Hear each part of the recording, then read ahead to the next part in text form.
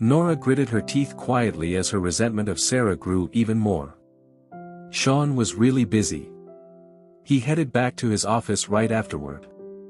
Gloria dragged Sarah into a room that faced east on the second floor. The corner of Sarah's mouth twitched when she saw everything inside the room was rose pink, very girly. "We don't know what you like, but thinking that you are also a girl, we asked Nora for advice, and she chose many things here for you." Gloria's eyes were filled with tenderness when talking about Nora. Ahem. Daniel was afraid that Sarah would think too much and quickly signaled to Gloria. Gloria came to her senses and became cautious when she spoke. "Do you like it?" Sarah had never been picky about these things. Just that things were a little over the top for her, but she still accepted their kindness. "Thank you." Gloria was relieved that her daughter still liked it, so she followed up and continued. "Those gifts on the table are from your other brothers. They have all gone to work in school today, usually not coming back often. So, they have left the gifts here in advance."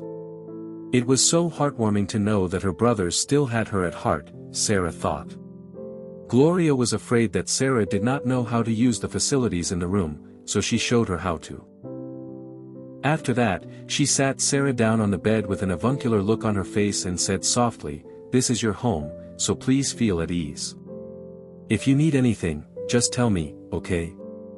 With her mother holding her hand, Sarah once again felt the closeness of this mother-daughter relationship. It felt a little uncomfortable, but it was also heartwarming. She could not help but nod her head awkwardly. "Thank you, Mom." "Thank you, Dad." Daniel had said nothing, but he immediately broke out in a smile when Sarah called him Dad. The two chatted for a while, and then they left Sarah alone so that she could rest up. Sarah now felt extra relaxed lying in the bathtub. She had always wanted to install a bathtub at her grandmother's house but was afraid that her grandmother would be worried, thinking that her money came from an unknown source. So, she really had not gotten the chance to do it even though she had the money. She could not take care of her grandmother anymore after coming to San Jodo, but at least, she did not have to hide her identity anymore. After taking a bath, it was not yet dinner time. Sarah planned to take a stroll outside to familiarize herself with the environment and make her work easier in the future. But before she could leave, a maid approached and invited her to the living room. As soon as she came downstairs, she saw an old man sitting on the sofa. Daniel saw Sarah and immediately beckoned her over to sit down. "Sarah, this is your grandpa." Sarah had been living in a small town, but she had come into contact with many people, especially those from the upper social class. The old man looked over 70, but was still in good health. He had that authoritative persona typical of a patriarch of a family elder in him. Sarah bowed her head slightly as she greeted Mr. Riddle Sr. with respect. "Hello, Grandpa." Mr. Riddle Sr. responded, then studied Sarah carefully before retracting his gaze. "She really looks like Sean and other brothers. I asked you to do a DNA test previously, but you didn't listen." Mr. Riddle Sr. did not mention who, but there was no difference from saying Nora's name aloud. Yet he did not care but continued, "Since the real one is back now, when are you going to send the fake one away?" Sarah was startled slightly. It looked like Mr. Riddle Sr. did not like Nora. "Dad, what you said will hurt Nora dearly." Gloria could not bear to hear that. Mr. Riddle Sr. did not look at her and said strictly, "If it were not for her, my granddaughter would not have lived out there for so many years.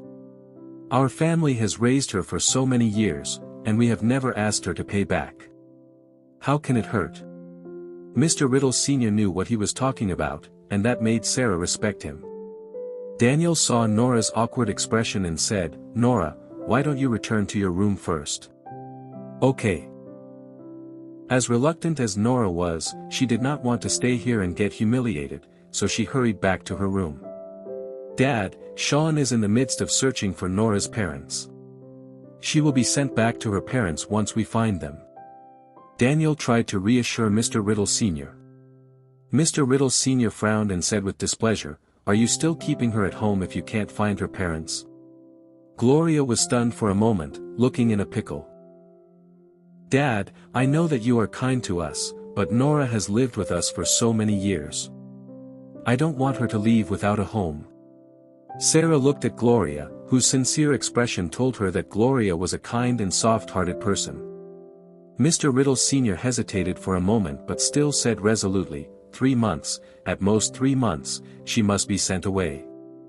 I don't want people to laugh at the Riddle family that we have raised children for others. Daniel understood Mr. Riddle Sr.'s concern and nodded. "Dad, don't worry. I will find Nora's parents soonest." Mr. Riddle Sr. nodded. Meanwhile, no one noticed Nora was hiding in the corner upstairs, staring at Sarah angrily. Mr. Riddle Sr. had never liked her from the beginning. Now that Sarah was back, she became a complete joke. She would definitely make Mr. Riddle Sr. realize that she was 1,000 times better than that country girl. Mr. Riddle Sr. looked back at Sarah. The longer he looked, the more he liked her. After all, she was his biological granddaughter. When the other old guys talked about their granddaughters next time, he could finally join them and talk about his precious granddaughter. "I heard you went to high school at Great Oak. How was your academic performance?" "Dad, the quality of education in small towns is no way as good as ours here, so don't put pressure on her." Knowing Mr. Riddle Sr. was a straight talker, Gloria came to Sarah's defense, afraid that the question was too hard for Sarah to handle. That's it for today. I hope you all loved this chapter. So please support me, and wait for a while for the next chapter. Till then, bye everyone. And be safe, be happy.